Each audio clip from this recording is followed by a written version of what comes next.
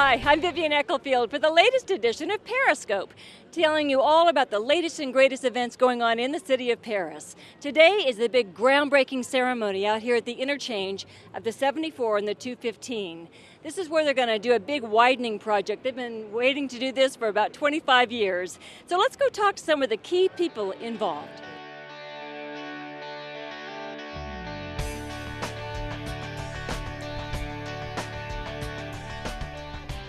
Mayor Busch, we've got a big groundbreaking going on here today. Tell us about what this means for the city of Perris. Well, first of all, it's going to mean that we're going to do some traffic mitigation. That is, we have had a congestion here at this bridge and overpass for years because the bridge is too narrow and the intersections are not appropriate design for today's traffic. So all that's going to be changed. The bridge is going to be widened, have more lanes, and then the routes of the ramps and everything are going to be changed also.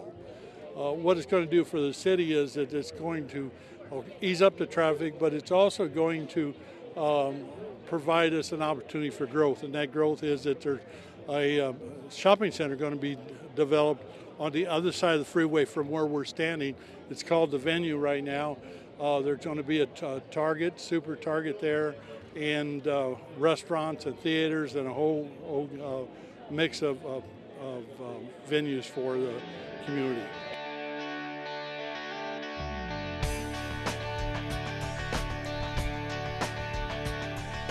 Why don't you give us an idea of what's going on today, the significance of today, what happens with this in the future?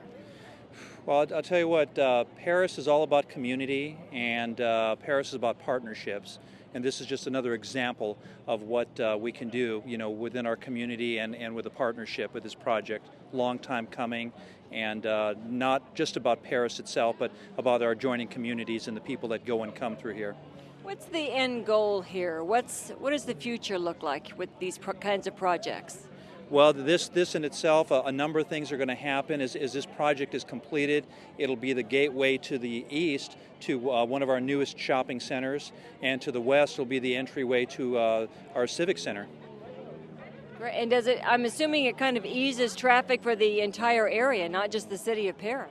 Tremendous, yeah, because a lot of people, not only the people from here in the city commute back and forth, but you have a lot of people that go through Perris going out to Lake Elsinore, to Corona, San Jacinto, back and forth to Temecula. So it was said earlier that if you look on a map, this right here where we are, this is the hub of the Inland Empire. So what a better place to have to showcase a transportation example.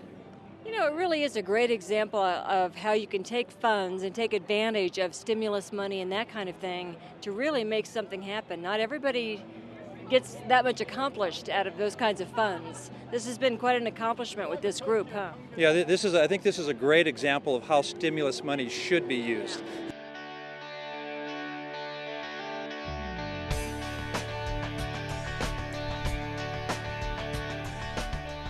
All right, let's talk a little bit about how this benefits the entire area beyond the city of just Perris. Well, with transportation in the Inland Empire, particularly Riverside County, we have a commission, and we have to work together as partners, because what affects one area indirectly and sometimes directly affects another area. And so each city comes together at the table, and we all have to partner and work together and support all the different projects, because for the big picture, it has to work together as a big cog, that we have to be in tune and in sync. So how does this actual interchange here, how does that directly affect other communities? Well, we have even residents from Corona driving out this direction. I've driven out here. And then we have these residents that are driving through here will come into Corona. So it all indirectly affects each other, that we utilize the transportation system as a whole, and you can't look at each piece. You have to look at the whole system. And that's why when you look at, you've got only so many dollars, you've got to say, okay, where are we going to work on all areas together that we can do the best for the dollar that we have.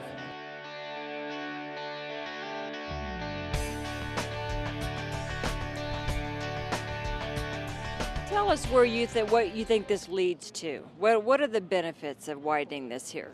Well, I think one of the things that's going to economically help us, because more people will say, I'm going to go shopping there, or, it's easy to get in and out, and it's probably going to bring more people in. We'll probably grow. It's just going to be for 100% betterment of the city.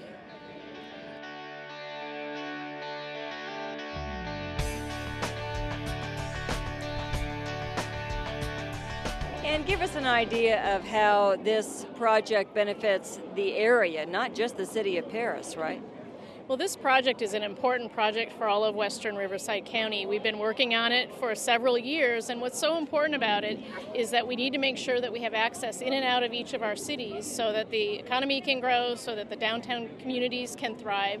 So this is an example of the kind of project that we hold as our highest priorities. How does a widening project like this do that? I think maybe some people look at it as just one exchange. What does that mean? Well, I think a couple of things.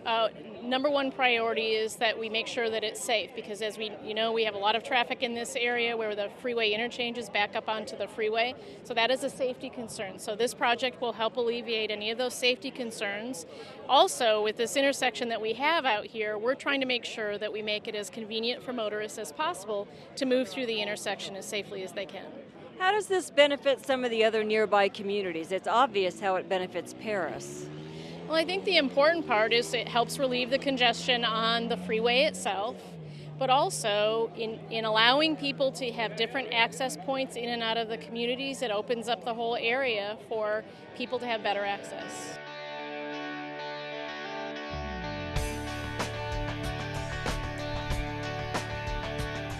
Give us an idea about the design here and how you got to this point with this interchange.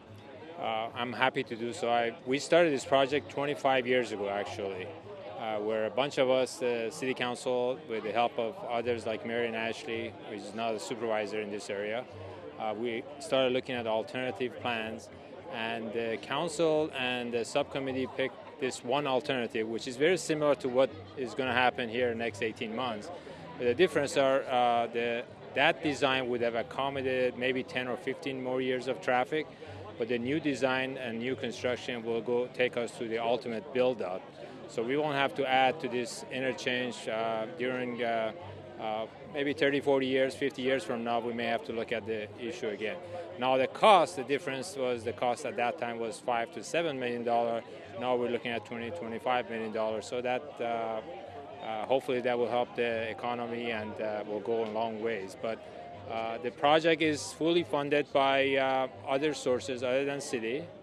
TUMF, it's part of the money comes from TUMF, which is local money, as well as some Obama's money and some Measure A. So this in my mind was or is the last Measure A project in Riverside County that the voters of this county voted in 1988 to tax themselves to pay for several infrastructure projects. So this is the last project on that ballot measure.